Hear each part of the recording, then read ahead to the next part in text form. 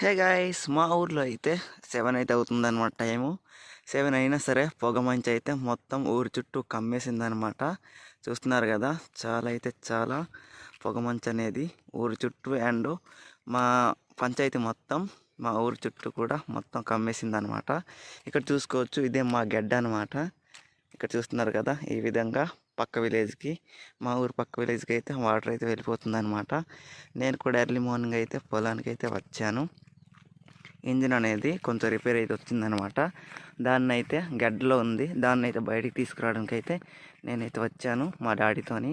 చూస్తున్నారు కదా, early morning 7 అయితే అవుతుంది కానీ ఇంకా పొగమంచు అనేది అలానే ఉందన్నమాట. 7 అయితే అవుతుంది అండ్ సూర్యుడు కూడా ఇదిగోండి బయటికి అయితే వచ్చాడు. చాలా అందంగా బ్యూటిఫుల్గా కనిపిస్తున్నాడు అనమాట.